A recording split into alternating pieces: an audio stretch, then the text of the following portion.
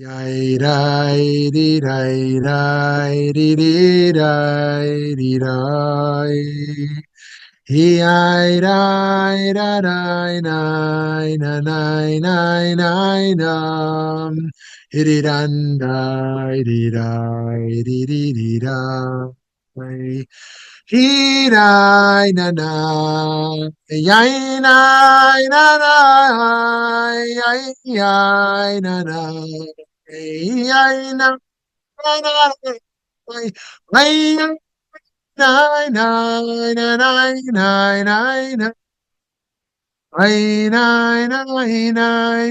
na na.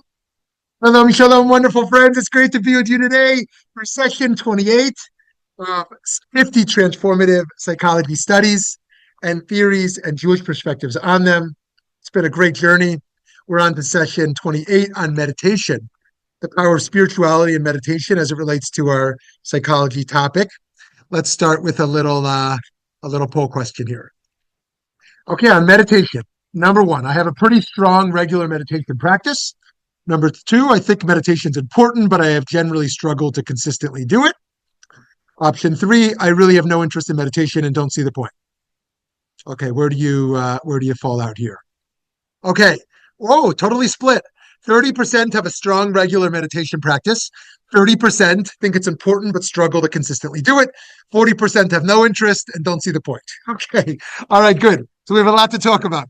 Okay, so when we talk about meditation, we're not just talking about a technique or practice. We're exploring something profound, an extraordinary gift that resides within each and every one of us, the ability to quiet the constant chatter of our racing minds and tap into a wellspring of deep restorative peace. Take a moment to consider this.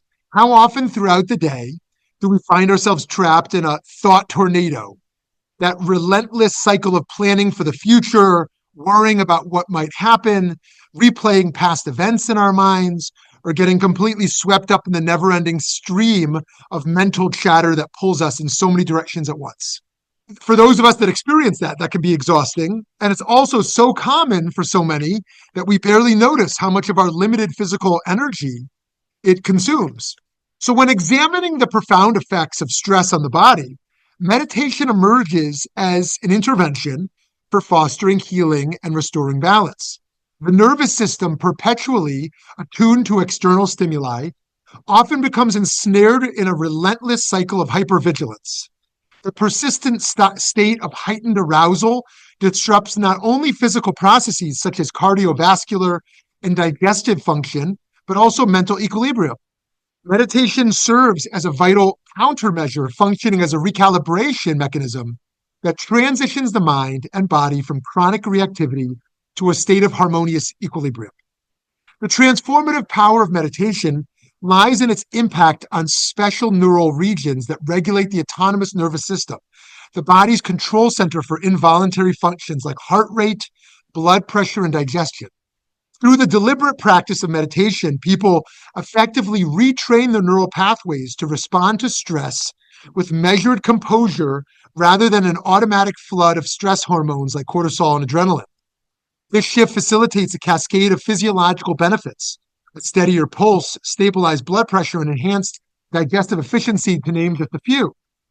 What renders meditation particularly compelling is the enduring nature of its effects. Consistent practice induces neuroplastic changes in brain structures associated with emotional regulation, such as the amygdala and frontal cortex. These structural and functional adaptations signify more than temporary relief. They represent a profound restructuring of the nervous system's capacity to navigate stress.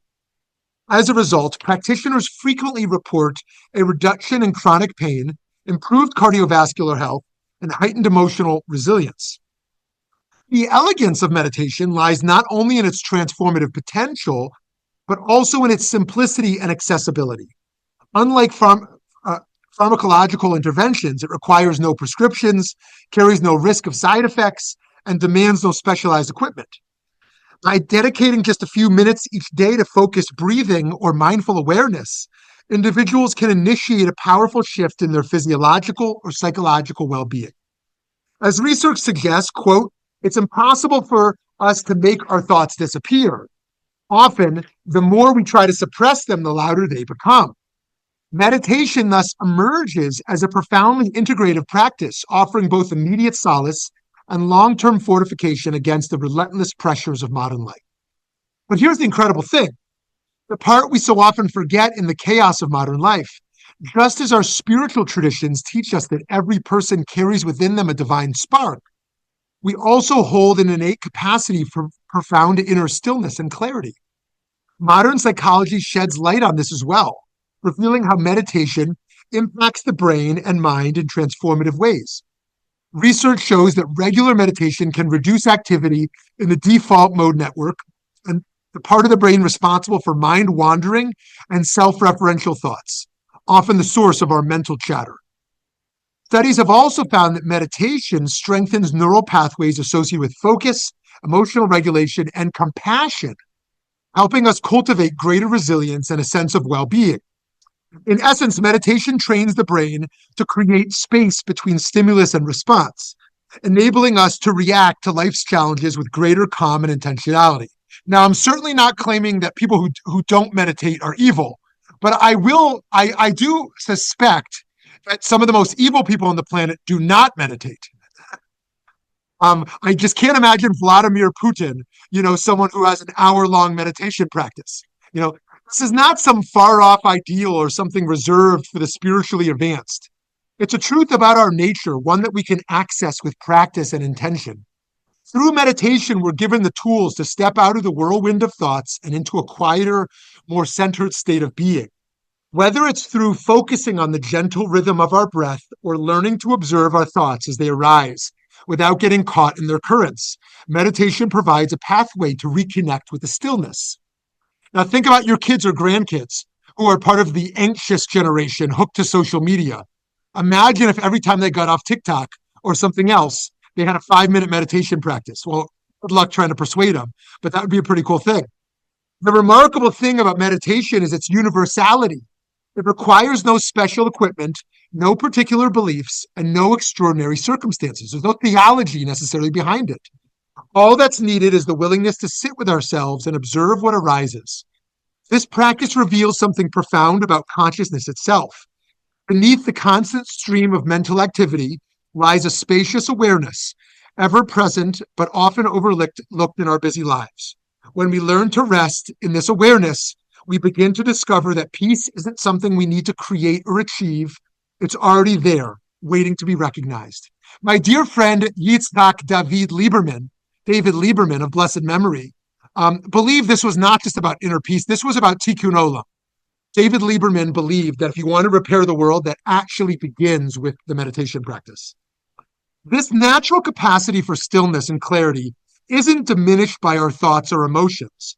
Rather, it provides the context in which all mental activity occurs. Just as a clear sky remains unchanged by passing clouds, our fundamental awareness remains untouched by the thoughts and feelings that move through it. Meditation simply helps us shift our attention from the weather to the sky itself. By the way, if you don't have a copy of David Lieberman's book and you want a free copy, email me your address and I will send you one. And the beauty of this is this. It's not about reaching some unattainable state of perfection.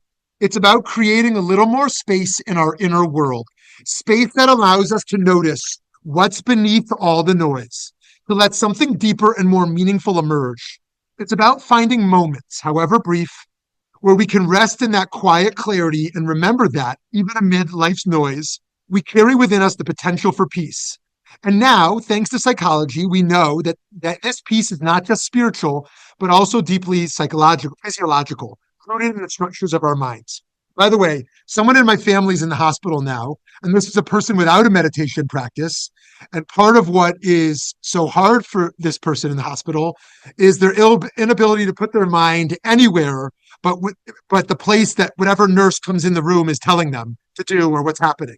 Right? I have observed people with a spiritual practice when they're in hospitals for procedures to be a radically helpful tool to escape. I mean, if you're in a hospital for 3 days, 6 days, 2 weeks, it's impossible. The levels of depression are just through the roof. Your ability to escape that room for minutes every hour is incredibly important. Meditation is both an ancient spiritual discipline and a modern avenue for cultivating health, resilience, and deeper purpose.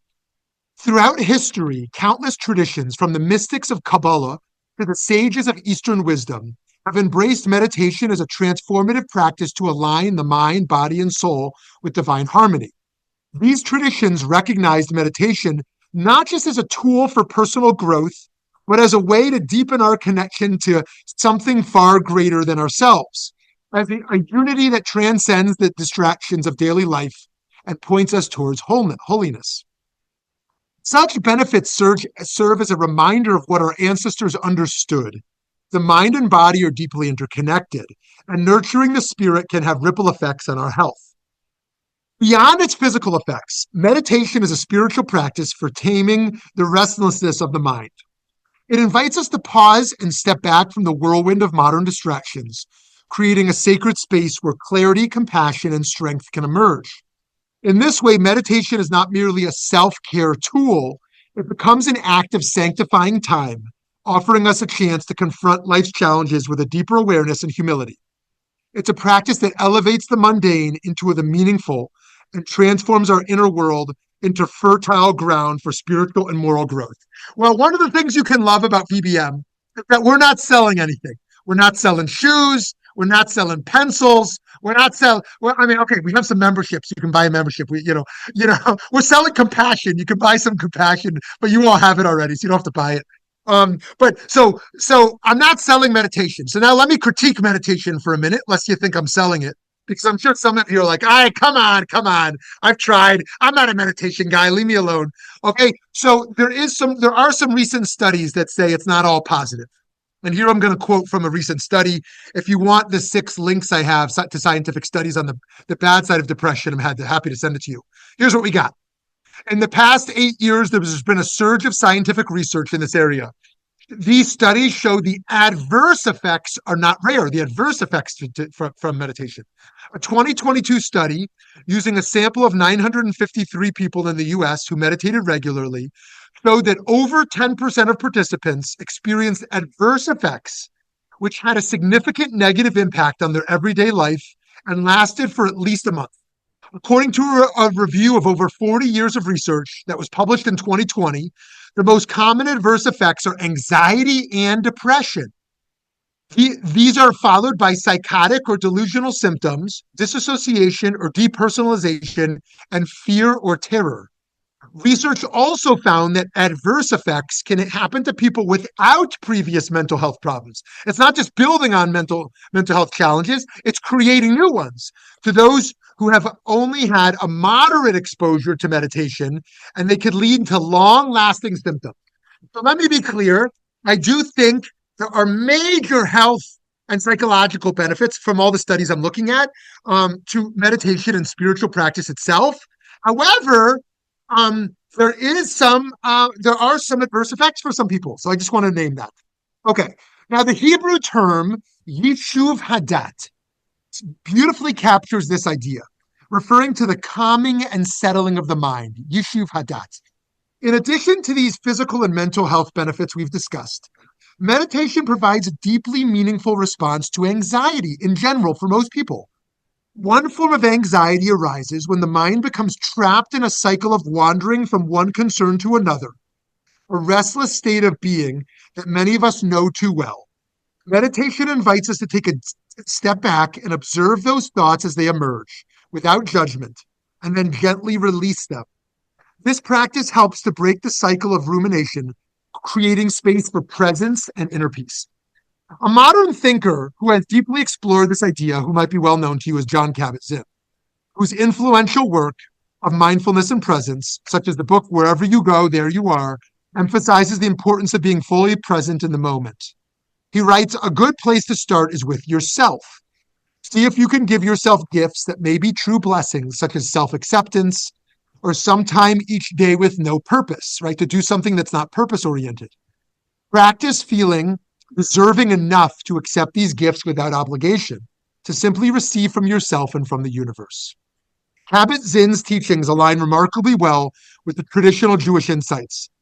In the Torah, the concept of kavanah, intentionality or focus, is central, particularly in the context of prayer and mitzvot. The Talmudic sages emphasize the importance of approaching sacred acts with deliberate mindfulness. However, the Hasidic movement took this idea even further, delving into the depth of experience itself. Hasidic masters taught that the ultimate goal is not merely to focus outwardly, but to transform inwardly, connecting to the divine through an immersive, heartful experience. Right? Just doing mitzvot to check a box might not achieve very much. Maimonides, in his Guide for the Perplexed, offers a thought-provoking and radical perspective.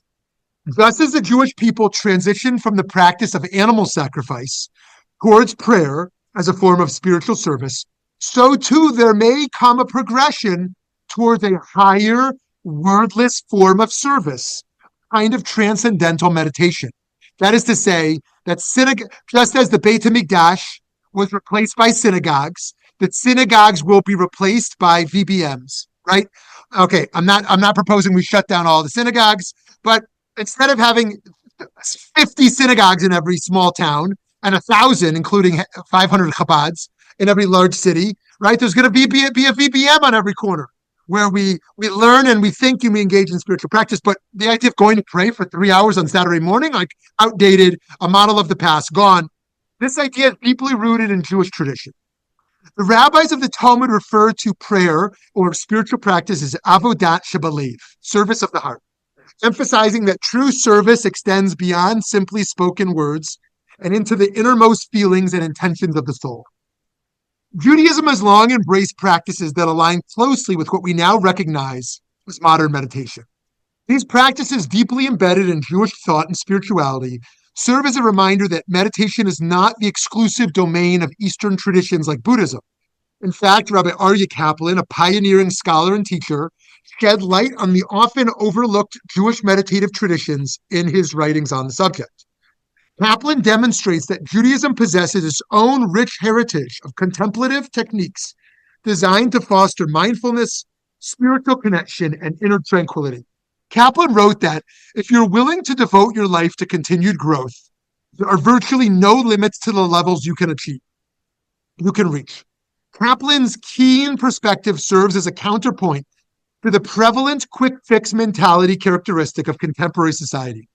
His focus on commitment and sustained effort implies that genuine development transcends the mere attainment of fixed objectives. Rather, it involves a continuous process of transformation. But by conceptualizing growth as an infinite endeavor, Kaplan not only challenges conventional notions, but also motivates readers, emphasizing that the limits of their potential are determined solely by their readiness to exert the effort. So these practices, some of which date back to ancient times in Jewish practice, are rooted in Kabbalistic and mystical traditions. Unlike contemporary mindfulness techniques that primarily aim at relaxation or stress relief, Jewish meditative practices are designed to elevate the soul, refine the mind, and forge a deeper, more intimate relationship with the divine. Jewish mystics, particularly within Kabbalah and Hasidic thought, viewed meditation not as an isolated practice, but as an integral part of spiritual life meant to enhance awareness of God's presence in every moment and of awareness of the sacredness of each moment. These meditative methods illustrate the spiritual experience contains a deeply contemplative dimension. Kaplan's work underscores an important point. Meditation is not a borrowed concept, but an integral part of the tradition's spiritual framework.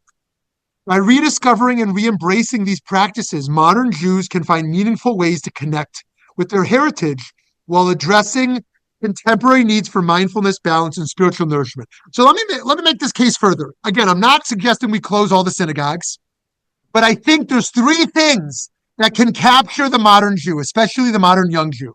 One is learning. People want to learn. They want to think.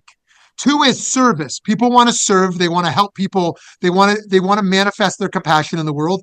And third is spirituality. We don't need 3 hours of prayer. Some people want that because hey, but people will come. They'll want to do a 20-minute meditation. They might want to do an hour service project. They might want to do an hour class. These are the future.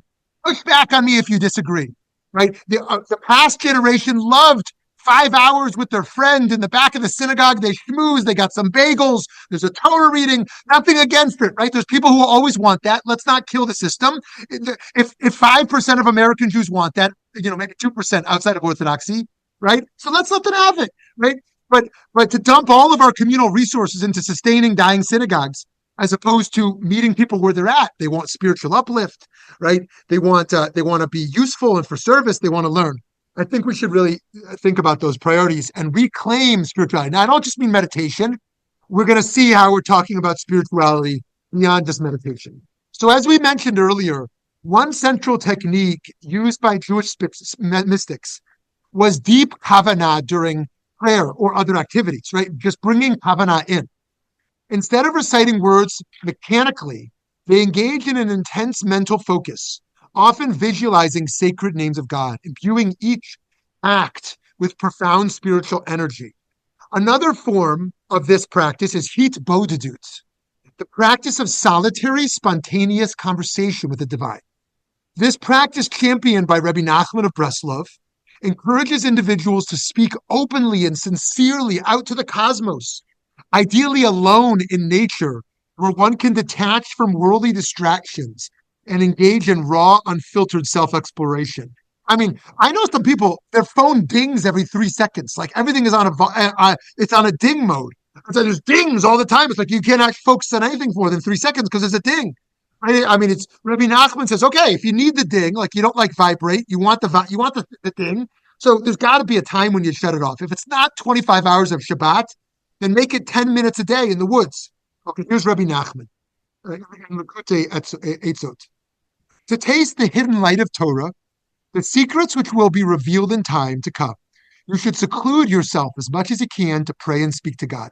Take a good look at yourself and make a reckoning. What are you doing with your life? How is your time spent? Is it just entertainment? Up, basketball game, up, another trip, up, another thing. Is this the right way to spend your life? Just constant distractions? And to behave as is this the way you would behave before the divine, who bestows goodness upon every moment of the day? Weigh all the different aspects of your life very carefully. If you make yourself the judge over everything you're doing, you'll be able to rid yourself of all fears and worries. You'll never be afraid of earthly powers, princes or rulers, wild beasts, robbers, and the like. Nothing in the world will frighten you. Only before God will you stand in fear and reverence. By the way, I love this quote that the new Pope just put out. Let me read you this new quote from the Pope. He says, "You cannot follow both Christ and the cruelty of kings. A leader who mocks the weak, exalts himself, and preys on the innocent is not sent by God. He's sent to test you, and many are failing."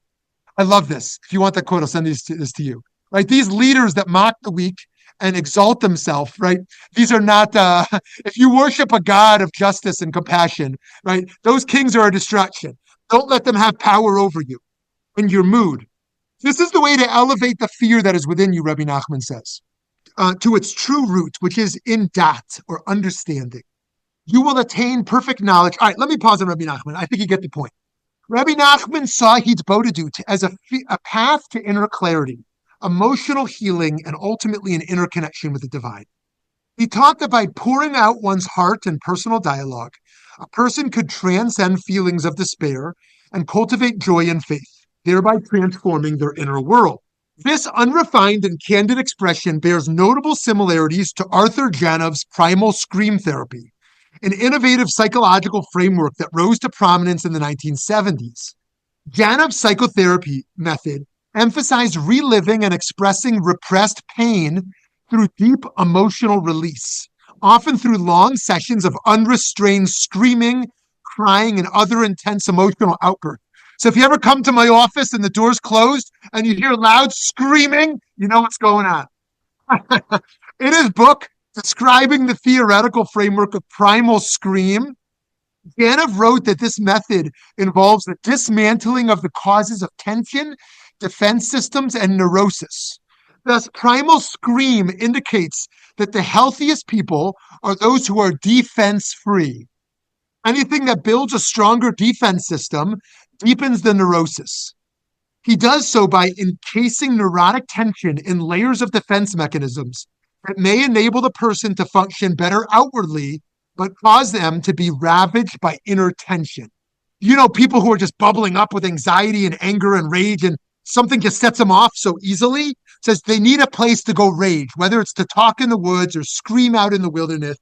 You got to release that.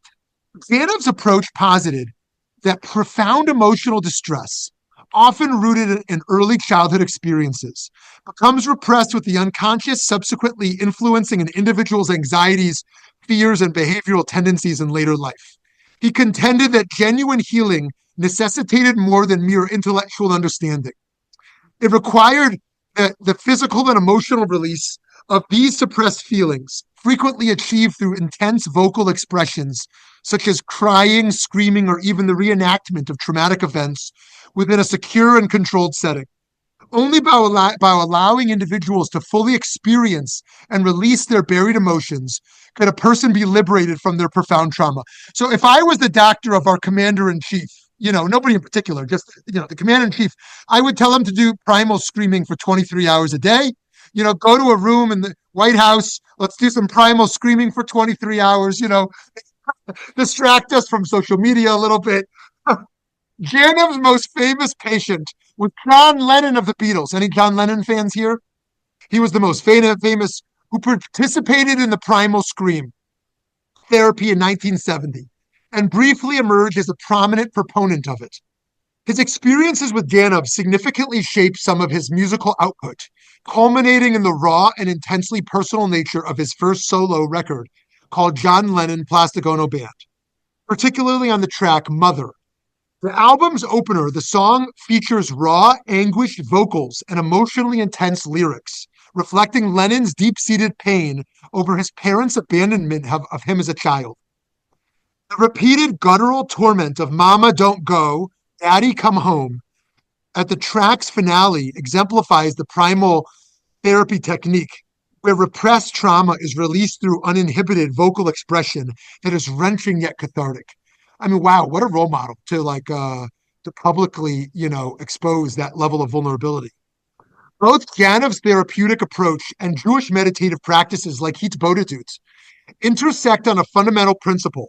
Significant healing arises from transcending emotional repression and articulating what has long been concealed within the psyche. While Hitbodedut is situated within a spiritual framework where individuals communicate directly with God in a state of raw honesty, it also facilitates psychological release, enabling practitioners to confront their deepest challenges without self-censorship.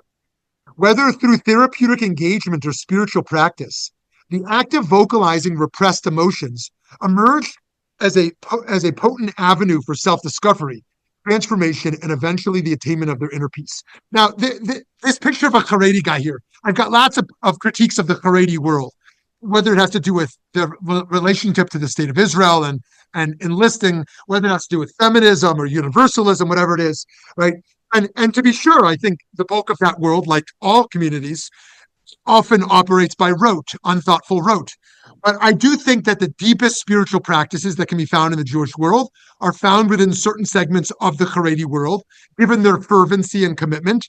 And I wish we had access to that because it's just profoundly moving to see people who have completely committed their lives to these types of practices in the most traditional and radical of ways. And I've seen some of these people, some of the most humble and radical spiritualists I've ever met. Anyways, more on that. But this historical perspective on emotional release through meditation takes on new relevance when we consider contemporary challenges, particularly the rising prevalence of ADHD. We're seeing unprecedented numbers of children and adults struggling with attention and focus, raising important questions about both diagnosis and treatment. While better recognition of ADHD has certainly led to more diagnoses of a condition that likely went unrecognized for generations, we also have to consider how our modern environment, with its constant digital stimulation and fractured attention demands, might be exacerbating these challenges. The intersection of traditional meditative practices and contemplative attention challenges raises intriguing possibilities. Could practices like Hitbodedut, which embrace rather than suppress emotional expression, offer additional tools for those struggling with attention regulation? While medication plays an important role for many with ADHD, the rising rates of diagnosis invite us to look more broadly at social and environmental factors as well. Our increasing reliance on technologies, while transformative in many positive ways, may be reshaping our attention spans and capacity for sustained focus in ways that previous generations never encountered.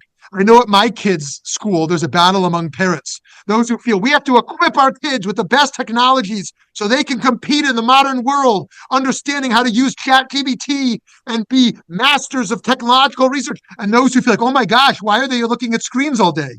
And there's this big battle. Yeah, many schools have parents having these battles. This isn't to suggest simple solutions to complex challenges, but rather to recognize that historical wisdom practices like meditation and other spiritual practices could offer valuable insights for modern struggles. The existence of practices like Hitbodedut reminds us that people have long grappled with the need to process overwhelming thoughts and emotions, even if the particular pressures we face today are uniquely modern. The late poet Allen Ginsberg, born to a Jewish family, describes the process as such. Follow your breath out, open your eyes, sit there steady and sit there wise. Follow your breath right out of your nose, follow it wherever it goes. The journey of adaptation and reinterpretation has deep roots in Judaism, a tradition that has consistently interacted with external philosophies, embracing those insights while preserving the core.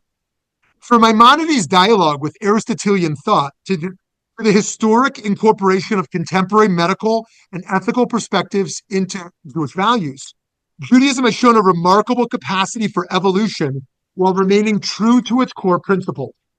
Viewed through this lens, the investigation of meditation and yoga with Jewish frameworks is not a departure from tradition, but a continuation of a long-standing practice, assessing, refining, and integrating significant customs that enrich Jewish spiritual practice. So someone might see Jewish yoga or Kabbalistic yoga and call it assimilation. Someone else might call it an adaptation, as Jews have always done. I would be in the camp that generally views positively our filtered out approach of integrating new phenomena into Jewish life. On a daily basis, however, the real challenge for many of us lies not in theological questions, but in practical ones, namely how to establish and maintain a consistent spiritual practice in our very busy lives, especially when we try it and it doesn't work. While the ideal of dedicated spiritual practice appeals to many, the reality of maintaining such a practice can be daunting. Here's where traditional Jewish practice offers a refreshing alternative. Instead of trying to carve out a block of mindfulness, we can sprinkle moments of awareness throughout our day. I believe the best Jewish vehicle for spirituality is brachot, is blessings. The Talmud suggests making 100 blessings a day, which creates a kind of distributed mindfulness, short, meaningful moments of gratitude and connection spread across our activities. Whether you're like me and you love traditional Hebrew blessings and you want to make them all day, before food, after going to the bathroom, right? When you see us, you hear thunder, all kinds of things. See a rainbow, right? Or whether you just want to pause and have something you recite for a moment in English, or the bracha is so powerful. Think about how revolutionary this idea is. In today's world, we often see spiritual practice as something separate from our daily routines. Go to Minyan in the morning, go to yoga class, do your meditation for half hour in the morning. But our sages, in their wisdom, didn't suggest that as primary. They understood that the sacred and the everyday don't need to be separate. When we say a blessing before eating an apple, we're turning a simple act into a moment of connection with the divine, connection to the universe. That's the brilliance of Jewish mindfulness. From my own personal experience as a rabbi and as someone who has faced the challenge of consistent meditation frustration, those who embrace a constant stream of blessings often notice a shift in their relationship with time. Instead of rushing through the day on autopilot, we can start seeing small miracles, like the sunlight on our face in the morning when we say Moda'ani, the first sip of water with a bracha of shahakol, the ability to stand up straight and proud, Zokef Kifufim, Each bracha is a little wake-up call for the soul, reminding us of wonder in life. What's remarkable about this system is how well it lines up with what modern psychology has to offer us. Research shows that our brains respond better to frequent, small interventions than they do to big, rare ones. Trying to be mindful for an hour straight? Come on. I'm not. Our minds will probably wander as we worry about our stock portfolio, our child or grandchild's school performance, or an important project at work. It's doable, practical, and surprisingly powerful when added up throughout a hectic day. Rather than a rat race mentality, stopping for brachot, for blessings, creates a spiritual constellation throughout our day. This approach of integrated spiritual practice rather than segregated meditation time offers several advantages. First, it acknowledges the reality of our busy lives while still maintaining spiritual commitment. Second, it transforms ordinary moments into opportunities for connection and gratitude. Finally, it builds on existing spiritual practices rather than on Jewish practices, rather than requiring the adoption of entirely new ones. The practice of making brachot becomes a form of mindfulness and motion, allowing us to maintain spiritual awareness even when traditional seated meditation feels out of reach. Now, here's how radical I'm being. If I was in charge of bar and bat mitzvah curriculum, if I was in charge of Sunday school, if I was in charge of day school, I'd say stop making the kid memorize their Torah portion for the bar bat mitzvah. Okay, I'm totally opposed, but I mostly think for kids who are likely to live in a fully assimilated life, like it's going to turn them away from Judaism. Like, Yasher Koach, you did your Torah reading, but your family goes to synagogue once a year. You're probably never going to lay in that parsha again. What a waste of time, right? If your family goes every week, what a great thing to know how to read Torah. Your family goes once a month, what a great thing. But if they're not, teach the kid brachot. The kids at school, they can whisper a little blessing. The kid wakes up, they can say a blessing. They're going to go to bed, they can say a blessing. It's something they could take to college when they don't want to go to synagogue or Hillel, right? So I would restructure the whole educational curriculum away from prayer and Torah reading towards blessings. If you disagree with me, I hope you'll push back. This model suggests that perhaps we need not choose between traditional Jewish practice and contemporary mindfulness techniques. Instead, we might find ways to let them inform and enhance each other, creating a practice that's both authentically Jewish and practically sustainable in modern life. By integrating these ancient spiritual insights with modern understandings of meditation's benefits, we see that the practice is far more than a response to anxiety or a method for improving health. It's a bridge between the physical, psychological, and spiritual realms, offering us a way to live more fully, connect more deeply, and find meaning in the present moment. All right, I'm going to skip a bunch of stuff to get to a conclusion here. Meditation serves as a tool that helps us shift our attention away from the transitory storms of our thoughts and emotions, guiding us to focus on the great patches of calm sky, on that which is always present, steady, and unwavering. This practice allows us to reconnect with the unchanging essence of our awareness, reminding us that despite the turbulence of life, at our core remains an inner fortitude that can be serene, expansive, and undisturbed. But friends, if you don't have a meditation practice, I'm not here to sell it. I am here to suggest that the pathway of blessings might actually be the meditative vehicle that can be more impactful and more sustainable. All right, dear friends, I'm going to pause here. I would love to hear from you. Yes, hi, Janie. Hi.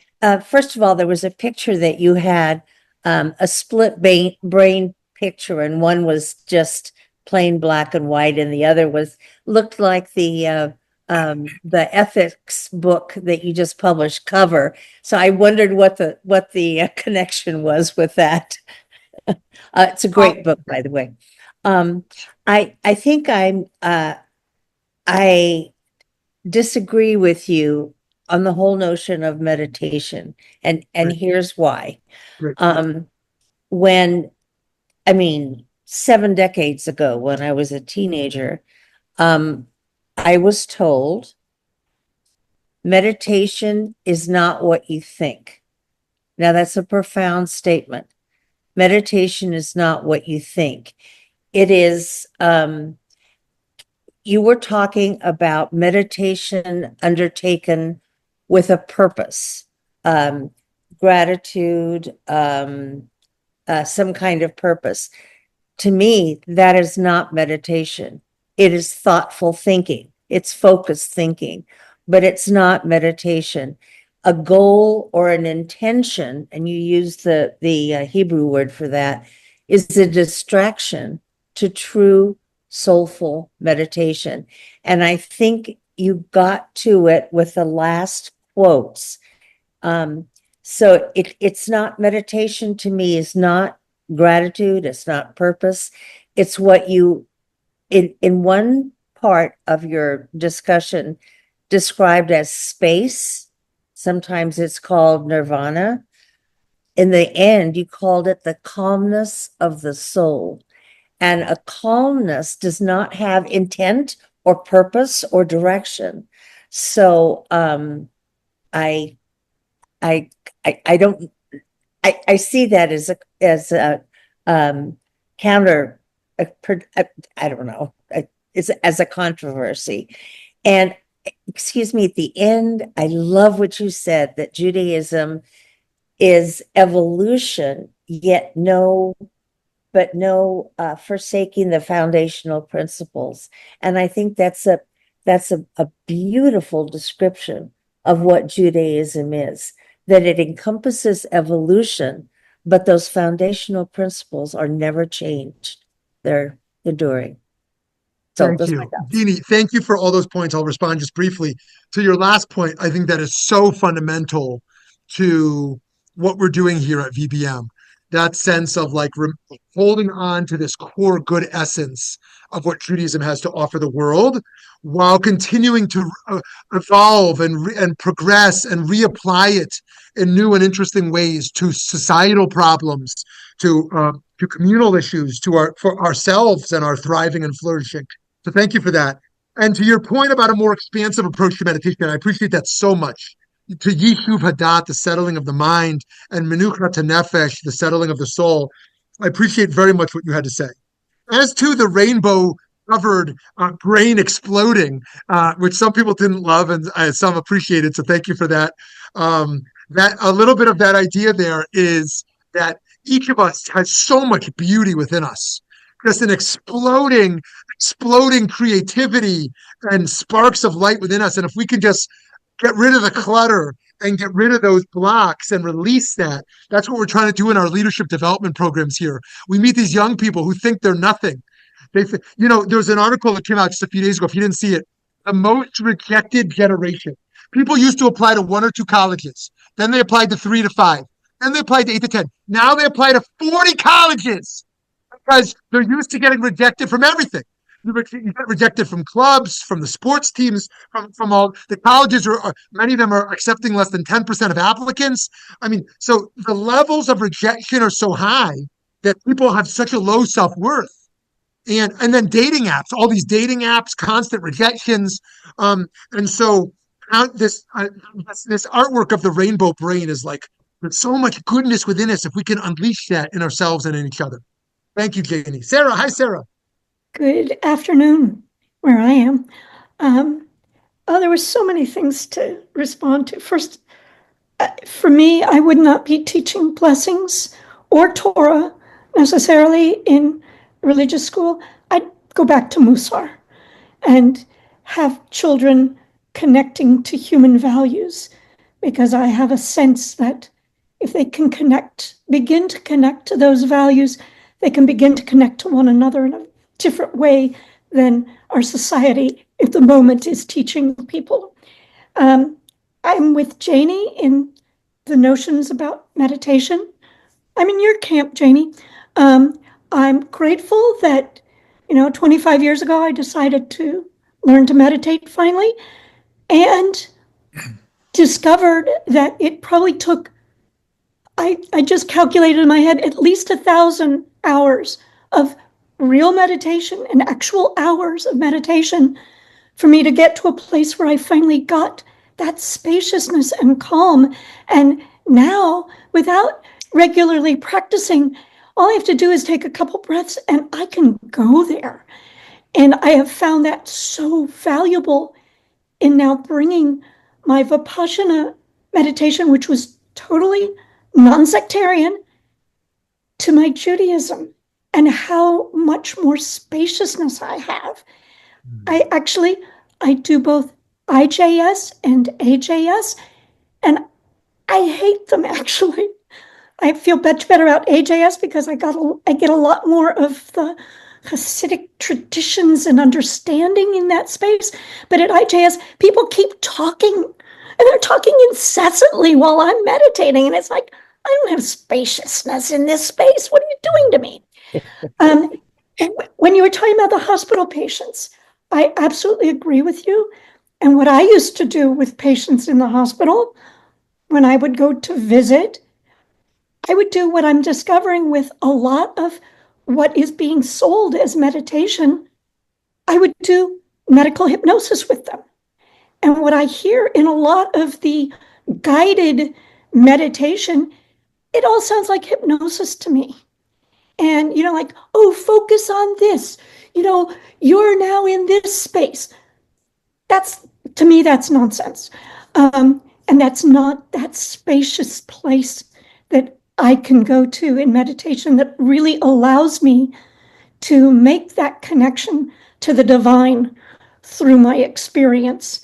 What else did I have to say? Oh, I loved thank you for bringing up the primal scream. I remember learning about it and thinking it was ridiculous, but I realize now that's what my dog is doing every time he starts barking incessantly at other dogs that go by. He's dealing with this old trauma in his life. And so now that I think of it as primal screaming, I'll let him bark. That's it. Thanks. Awesome. Thank you, Sarah. Yes, I appreciate your reframing around spaciousness and the block of words. I appreciate that very much. And I certainly second your approach to Musar, bringing the character development to young people and the Midot curricula. So thank you so much. Okay, awesome. Stan and then Mara. Yeah.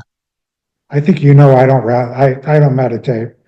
And I think that meditation is the opposite of cynicism, and do not take my cynicism away from me. I own that. I remember when we first started Or Hadash Synagogue here, they imported a temporary rabbi from California, and she decided that during the silent Amidah, we would enter it into a breathing exercise, and I wanted to breathe my way right out of the synagogue. I do believe in kavanah, but I think kavanah is something you cannot go to services every day or even every week and attain kavanah. I think you're more likely to reach kavanah if you during an Unatana Tokav as opposed to singing the Ashrei. So write me down. I'm the 40% that doesn't do meditating. I respect those of you who do, and if it works for you. And as for primal scream, I can do that every day that Donald Trump speaks, and I get that out of me right there. So that's just another point of view. Okay. I'm going to put this one down as one of your top 10 best lines ever, Stan. I don't take my cynicism away from me. I own that. I'm gonna hold on to that one for you. And yes, we are a place of pluralism. For some of us, meditation sounds so exciting and great, and for others, it's not our pathway. For some, prayer, for some not. And so I appreciate that perspective as well. And yes, and also your perspective on primal scream and how we can access it today in real time, every hour, tweet by tweet. Thank you for that. Yes, Mara, over to you. And then Gary. Hi, everybody. I was thinking a little piece of what Sarah was saying. For me, sure, I could sit there for 30 minutes or 15 minutes or an hour or whatever it is. But for me, the most useful meditation is what I've long referred to as momentary meditation. It's like accessible at any moment, and it can help you get through anything, like waiting in line or, certainly not in this class, but when you have to listen to somebody that you just need to get through, right? So that to me has been extremely useful. I mean, like when I go to the dentist, right? Like I have severe dental anxiety. I have to go to a space that is not even in that room to get through it. And just a little bit of a plug. I'm not selling anything. However, You Temple can sell stuff Bethel. here. It's okay. You can sell stuff, Mar. We trust you. It's free. It's free. Temple Bethel in Phoenix is hosting me monthly as a chair yoga teacher, where I bring in a little bit of science because that's my background, a little bit of Jewish philosophy, and a little bit of space to meditate on your own. Very nice. Beautiful. Thank you for that plug. It's a great plug. Yeah. And then just before we go to Cheryl, I just want to respond to one thing here. One of Yitz Greenberg's profound theologies is what he calls moment faith, moment truth. He says, forget these these binaries of like, I have total faith or I am a person of no faith. He says, post-Holocaust, there's moment faith, there's moment truths. There's moments where truths or faiths exist and moments where they don't. We feel alienated from them. And I would apply that here as well, that like, there's almost moment spirituality. There's moments where like it's the furthest thing from our mind, and like and then there's moments where we just feel so connected, and so rather than an ideology of like I'm a meditator or I'm an anti-meditator, I wonder if we might just think about moment spirituality, like what am I in this moment, and is this a different moment from the last moment? Okay, Cheryl, over to you. The one thing that you said that resonated with me, because I am also not a meditator. I have tried Limud at various times, has offered meditation classes to try, something like that. And I've tried it and it just doesn't work for me. But you said something about anxiety and space, opening up and away from the anxiety. And my difficult times are getting back to sleep. When I wake up at night, I've always called it monkey chatter. It's the stuff that goes on in your head, and it is the range of things from we're doomed to what am I doing tomorrow? I mean, all of that. And I search for the space or something. And I guess I kept saying, well, what do you say? What do you say? And I've taught myself different things, and I just consider them like memory devices or something, alphabetical lists of this, that, and the other thing, all sorts of things that I can recite to myself. And that gives me this space that I ultimately can fall back to sleep, and so that's what rang true with me, is finding the space of the calming. I love that show. I'm so glad you brought that up because it can be so helpful for folks. By the way, if you ever get an email from me at 2:17 a.m., you'll know that I'm right there with you. Then I woke up to go to the bathroom and I simply could never fall back to sleep. Because my mind just goes on fire if I wake up for a second. And that's actually my primary space of meditation is either trying to go to sleep or waking up in the middle of the night. And as opposed to being frustrated, why can't I sleep? Why can't I sleep? Trying to lean into that being a space of quieting the mind. And so then I'm not frustrated that I'm awake. It's kind of like, oh, there's something productive. And it usually puts me right to sleep anyways. But yeah, Cheryl, thank you for that. And I think that a lot of people really struggle with that. I think far more than we know. People who have trouble sleeping. And in some cases you need sleep meds or other changes in our lives. But I think that this is a major issue, and sleep is just so important for our health and well-being. So it's crucial that we get on top of that. So yeah, Cheryl, I love that. Thank you. Okay, Gary, and then Ken. Good morning or afternoon, depending on where you're at. I'm in Denver now, so it's almost afternoon. Anyway, I'm one of the third that doesn't meditate as traditional meditation. I'm not against it. It's just doesn't fit my necessarily personality. But and so I'm not a shul goer in terms of Shabbat morning and what have you, especially now that I've gotten older and don't have the patience to sit for multiple hours or listen to multiple bar mitzvahs. But I've always enjoyed morning minyan because it's really my quiet time. I can go for 20 minutes, a half hour max, and I can say the same prayers over and over again, it's really more the silence and knowing that there's other people in the room that have the same thought. And as minions have become more and more difficult to get in the non-Orthodox movement, it's difficult to get one. And the one that goes on now through Ortzion is on Thursday mornings. And unfortunately, fortunately, I work. So I don't know if that's a form of meditation or not, but I really enjoy that. The other thing I wanted to push back on you about just doing blessings.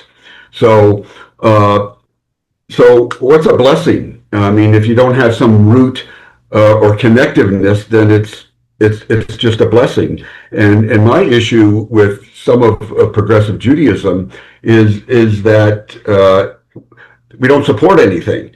So if you're just walking around telling kids that pray when I eat an apple or say a prayer when I see a rainbow, where's the connectiveness? And part of that progressive community is we don't have a community. I think I've discussed that before. We don't have a community. We go to Hebrew school or whatever, and then we check out. But we have, and I think community is what has made Judaism so strong, that we have that interconnectiveness. And having been involved in synagogues for a lot of years, where people say, well, I don't want to join the synagogue because I don't want to have to pay to pray. And the real question that I used to ask is, well, when's the last time you prayed outside the synagogue? So I think there's a lot of discontinuity or whatever, connectiveness with what's going on, at least in the American Jewish community. And I see it in Israel too. Just because I live in Israel makes me a Jew. But, there isn't a lot of, in the progressive movements, similar issues. So I'll be quiet. Gary, I love that. Just before we conclude, I'm sorry we're over time here. First of all, on your point of morning minion, I love that. I think I would include in this any space where we can have an altered or elevated spiritual consciousness, a space that we can get into that can help us to achieve that. And morning minion is certainly a place. Your critique about the brachot, I appreciate a lot. And I think you're right. I think that part of the problem of spirituality today is that people want it when they want it, how they want it, in their own way, without community in many cases. And I think community is something that's lost and needed more and more. And I also bemoan that. And I think my suggestion of blessings doesn't tap into that need. So I very much appreciate that critique. I think it's very likely that the ship has already sailed with progressive Judaism going away from synagogue life. That's a dead infrastructure. Yes, people will want it for bar and bat mitzvahs. They'll want it for something like that. It'll be a business model rather than a spiritual center. It'll be a place where things can be achieved. But I think for progressive Jews, community is in the social action space, primarily. Traditional Jews, it's in the synagogue space. And the level of connectedness in the social action space is so much higher than in that prayer space. But I very much agree with that critique as well. Okay, friends, I'm sorry to go 2 minutes over, but I look forward to seeing you again next week. And our topic next week, by the way, I really enjoyed your insights last week on tribalism. Our topic next week is boredom. So you can come super bored. And if you're always bored, don't worry. You can just bring that regular boredom. We're going to discuss the psychology of boredom. Okay. See you then. Until then, be bored and happy also. Have a great day.